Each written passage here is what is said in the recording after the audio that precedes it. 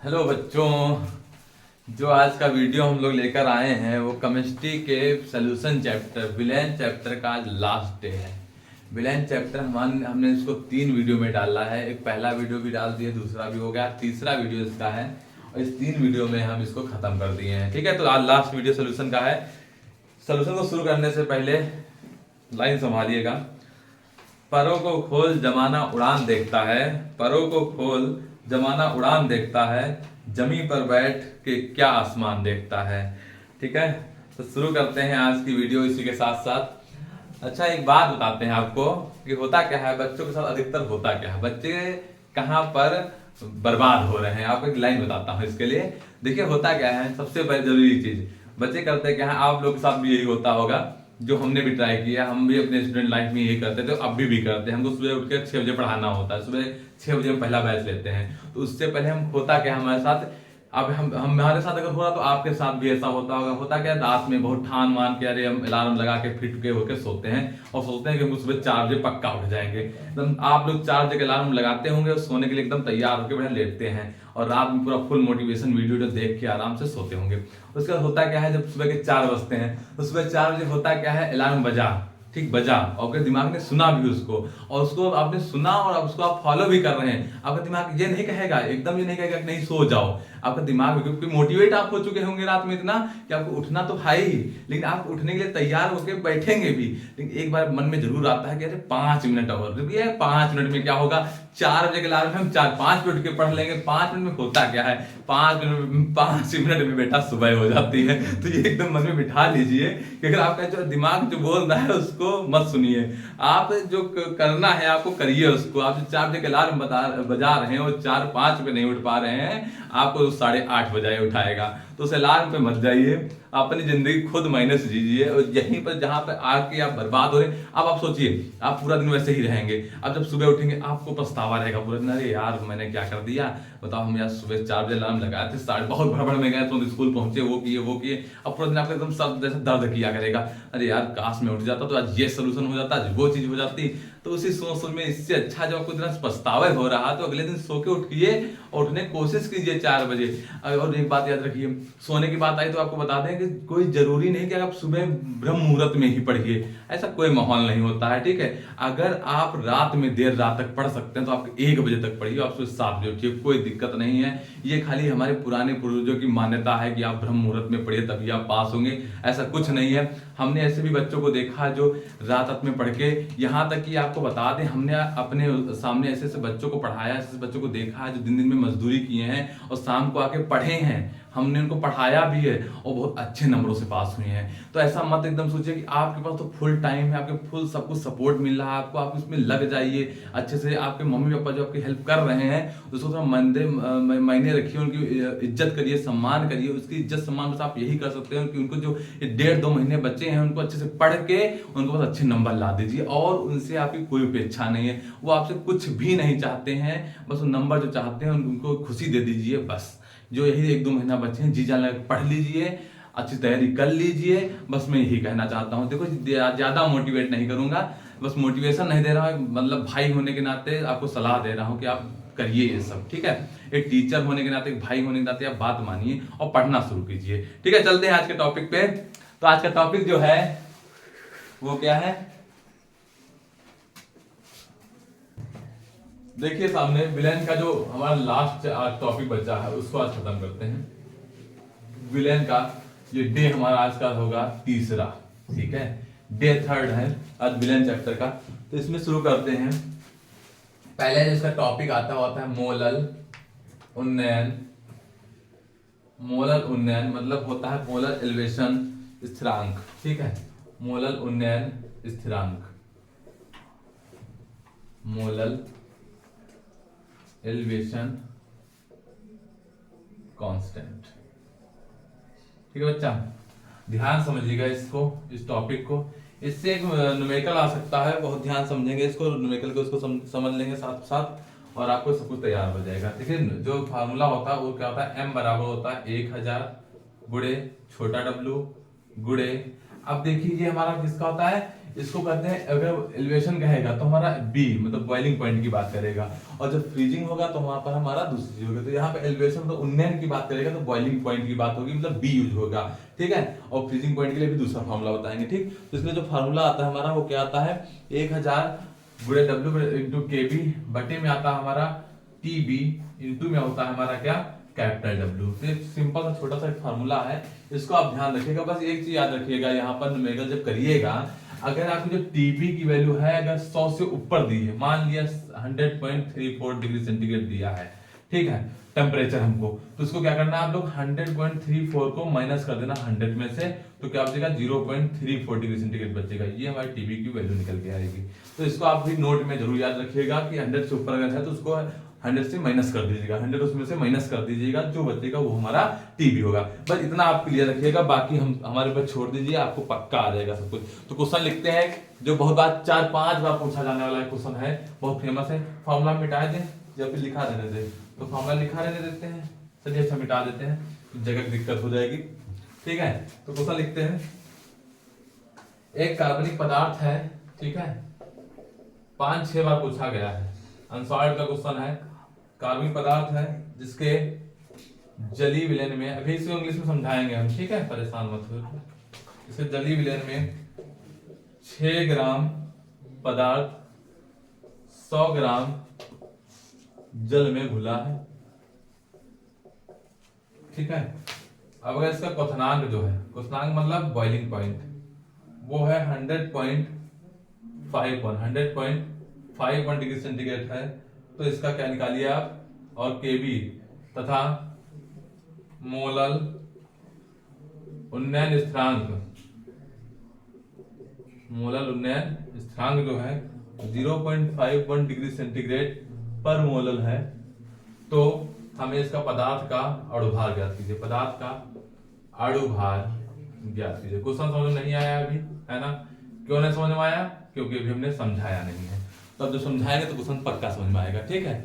तो आप ध्यान समझिए, कार्बनिक पदार्थ को दिया है, ठीक है, उसका जलीय विलयन, उसको 6 ग्राम कोई हमारा कार्बनिक कंपाउंड है, कोई भी 6 ग्राम है, उसको 100 ग्राम वाटर में डिजॉल्व कर दिया गया, उसमें घोल दिया गया, मिला दिया गया 100 ग्राम वाटर में 6 ग्राम को, ठीक है। अगर इसका जो बॉइलिंग पॉइंट हो 100.51 है, तो इसका जो केबी दिया, मोलर एलिवेशन कांस्टेंट दिया है, वो भी तुमको सामने दिया है। हमको अणुभार मतलब मॉलिक्यूलर वेट निकालना है।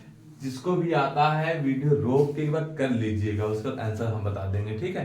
तो आप देखिए, हम बता रहे हैं, सामने से करिएगा। जहां से देखिए बच्चा, जो पहले निकाल लेते हैं, जो हमको सामने से क्रीम दिख रहा है, उस क्रीम को अंडरलाइन कीजिए और उसी को पहले निकाल लेते हैं। तो 6 ग्राम क्या और दिया है, 100 ग्राम, ठीक है, और क्या दिया है 0.51 क्या दिया डिग्री सेंटीग्रेड पर मोलल, और एक दिया है हमारा क्या दिया है 100.51 डिग्री सेंटीग्रेड, इतनी चीज दी है। देखिए 6 ग्राम क्या होता है, छोटा डब्ल्यू होता है, जो कम होगा छोटा डब्ल्यू होगा, तो ज्यादा है ग्राम वाले पहले देख लेते हैं, छोटा डब्ल्यू बड़ा डब्ल्यू पता चल गया।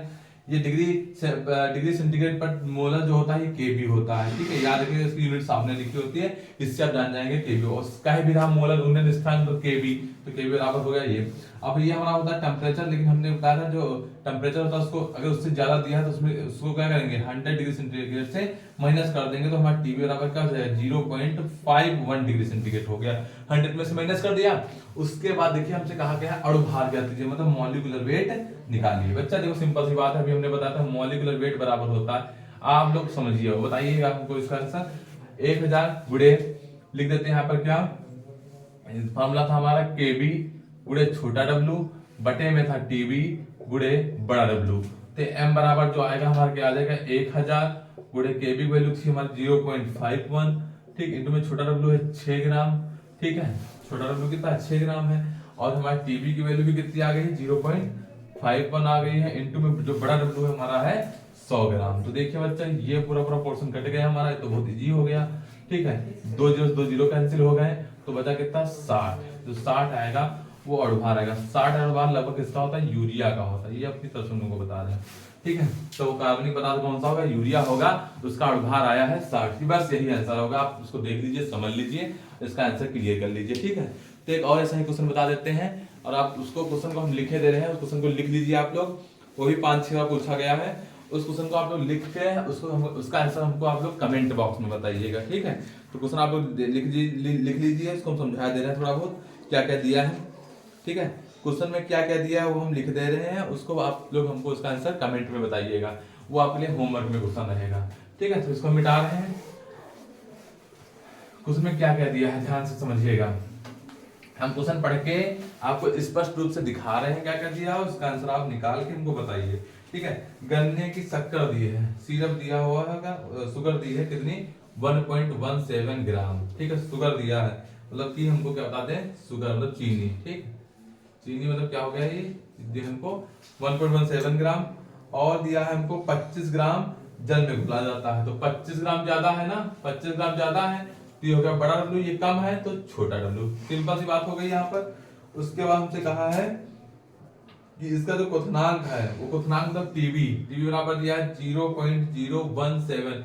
ये देखिए यहाँ पर 100 से ज्यादा नहीं है, इसलिए इसको 100 में से माइनस नहीं करेंगे, इसको यही रखेंगे, ठीक है। और साथ में कह रहा है कि इसके केबी जो होता है, केबी का मान ज्ञात कीजिए। मोलर उन्नयन स्थिरांक, मोलर एलिवेशन कांस्टेंट कहा है, क्या होगा क्वेश्चन मार्क, हमको नहीं पता है, ठीक है। तो इतना दिया था क्वेश्चन में। अब इसमें आपको बताया निकालना क्या है, ये तो फार्मूला हमने बताया था, m बराबर होता है बच्चा क्या, फिर से समझ लेंगे, 1000 गुणे केबी गुणे छोटा w बटे में होता है टीबी गुणे बड़ा w, ठीक है।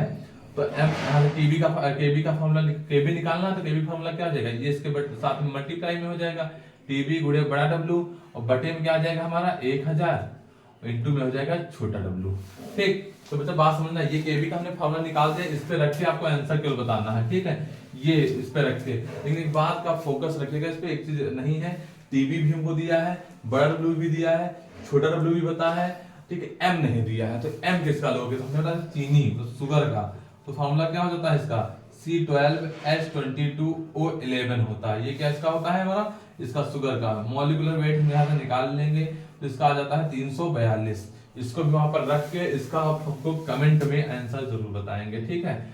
आप अगर हमारे साथ लगे हुए हैं तो आप बताइएगा इसका आंसर कि कितना आएगा, ठीक। इसका आंसर आप लोग बताइए। अगला टॉपिक हम आगे वाले टॉपिक पे चलते हैं, उसको समझते हैं, ठीक है। तो मोलर उन्नयन स्थिरांक हो गया, इसको हटाते हैं यहाँ से, ठीक है। एक और टॉपिक बचा है, आज का जो टॉपिक था ये पूरा लास्ट है सोल्यूशन का। इसके बाद आप लोग क्वेश्चन करिएगा, अगर कोई भी दिक्कत आती है एक दिन हम रखेंगे, उसमें आपके सारे क्वेश्चन जो अलग से आते हैं वो कठिन आते हैं, वो सारे क्वेश्चन आपको हम करा देंगे, ठीक है। तो आप ध्यान समझिए। अगला जो टॉपिक हमारा है वो क्या है, हमारा मोलल अवनमन स्थिरांक है। अगला टॉपिक क्या है हमारा, मोलल अवनमन स्थिरांक है। तो मोलल अवनमन स्थिरांक, ठीक है। मोलल अवनमन स्थिरांक, मोलल डिप्रेशन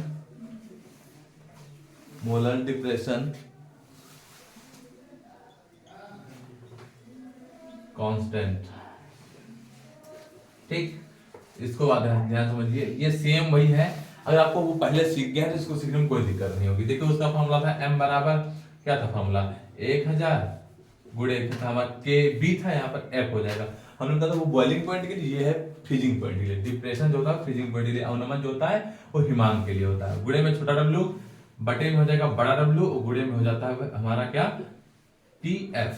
इसमें भी वही चीज कंडीशन आती है, 100 से माइनस करना पड़ेगा, टी एफ दिया है, सब कुछ दिया है, फार्मूला सामने रखा है, बस मैं आपको एक क्वेश्चन लिख रहे हैं, ध्यान समझिएगा क्या क्या लिखा है।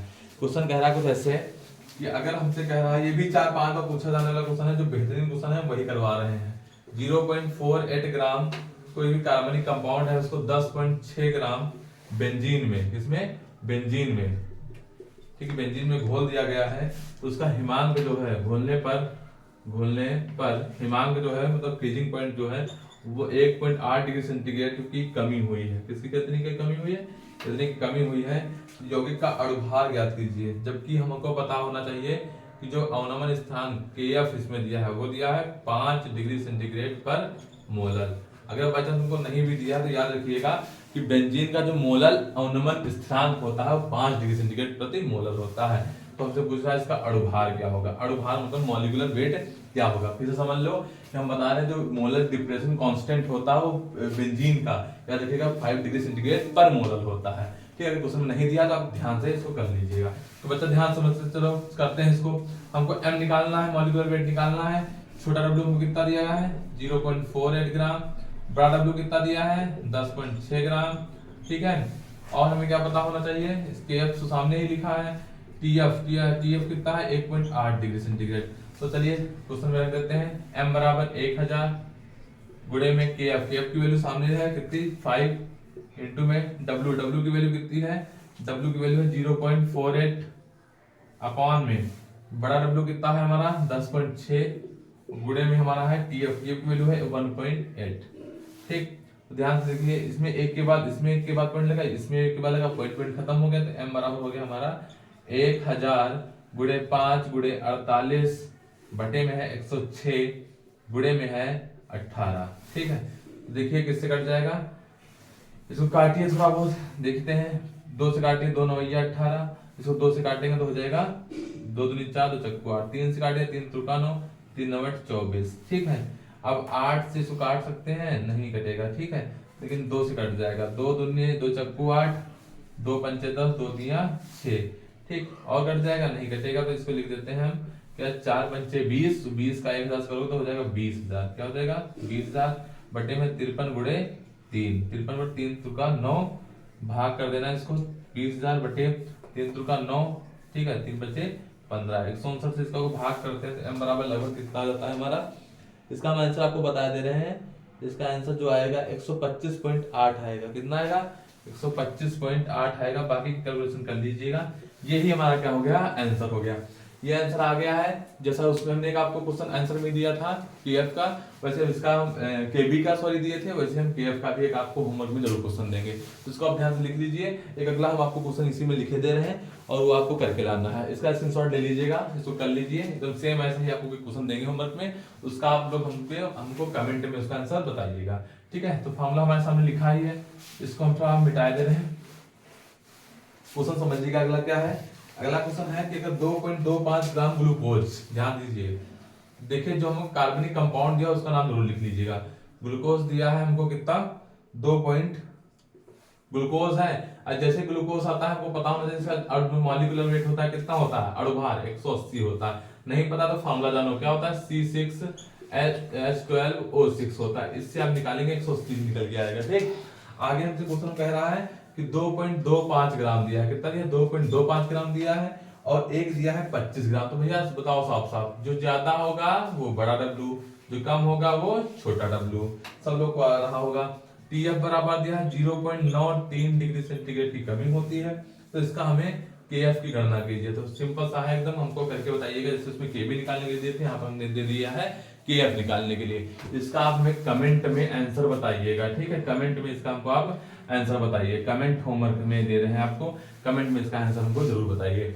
ठीक है, तो ये आपका एक टॉपिक था दोनों जो हमने समाप्त कर दिया था। इसी के साथ में अभी एक और चीज करवाते हैं। ठीक है, तो एक साथ टॉपिक रह गया है, उसको भी करा देते हैं यहीं पर। तो देख लीजिए आपका एक लास्ट टॉपिक बचा है सेशन का। बाकी वान था गुणांक और कुछ सम परासरी ऑफमेट जो बच्चे हैं हमारे टॉपिक, उनको आप अच्छे से क्लियर कर लीजिएगा। वो ज्यादा पूछे नहीं जाते हैं, इसलिए उनको हम यहाँ पर नहीं ला रहे हैं। इसको हम थोड़ा जो चीजें पढ़ाए हैं जो ज्यादा बोर्ड एग्जाम में पूछी जाती हैं। आपका क्या क्या बच्चा वान था गुणांक पर पढ़ लीजिएगा। ठीक है, और साथ ही साथ पढ़ लीजिएगा आप उसको क्या कहते हैं मोलरता में संबंध वाले फॉर्मूले। ठीक है, हालांकि हम सब न्यूमेरिकल हैं तो आपको हम एक ऐसा वीडियो बनाएंगे जिसमें सब सारे न्यूमेरिकल जो इंपॉर्टेंट वाले हैं वो एक पास हो जाएं। लेकिन यहाँ पर आपका केवल सिलेबस खत्म कर रहा है तो उसके लिए इतना बहुत है। ठीक है, तो इस किताब पर हमें हिंदी का नियम जो मिला था वो 1801 ईस्वी में दिया था हिंदी ने। ठीक है, तो इसमें इन्होंने क्या बताया था कि स्थिर ताप पर जो गैस की द्रव की विलेयता होती है, गैस की द्रव की जो विलेयता होती है तो एस होती है, विलयन पर गैस के आंशिक दाब के अनुक्रमानुपाती। आंशिक दाब मतलब प्रेशर पी मान लिया। ठीक है, स्मॉल पी मान लिया क्योंकि आंशिक दाब है। उससे क्या होता है, ये अनुक्रमानुपाती होता है। क्या होता है, तो एस क्या हो गई द्रव की विलेयता हो गई। पहले हिंदी मीडियम वाले समझिए, द्रव की विलेयता हो गई और पी क्या हो गया आंशिक दाब हो गया, उसके अनुक्रमानुपाती होता है। जब ये चिन्ह हटता है तो यहाँ पर आ जाता है हेनरी नियतांक। क्या जाता है, हेनरी नियतांक। यहाँ पर जो KH आया है, KH क्या है यहाँ पर हेनरी कांस्टेंट है, हेनरी नियतांक है। ठीक है, अभी इंग्लिश मीडियम वाले बच्चा समझ ले। देखिए क्या कह रहा है, at a constant temperature the solubility of a gas in a liquid, in लिखा है, in a liquid is directly proportional to its partial pressure over the solution. ठीक है, जो वहाँ पार्शियल प्रेशर होता है उसके डायरेक्टली प्रोपोर्शनल होता है हमारा क्या, सॉल्युबिलिटी। ठीक है, तो S is directly proportional to हो गया पी के, और यहाँ पे क्या हट जाएगा तो के एच आ जाएगा, के एच क्या है, हेनरी कांस्टेंट है। बस इसी के साथ में हमारा आज का वीडियो खत्म होता है। थैंक्स, आप लोग सपोर्ट कीजिए, हम और आगे अच्छे से वीडियो आपको दे सकें।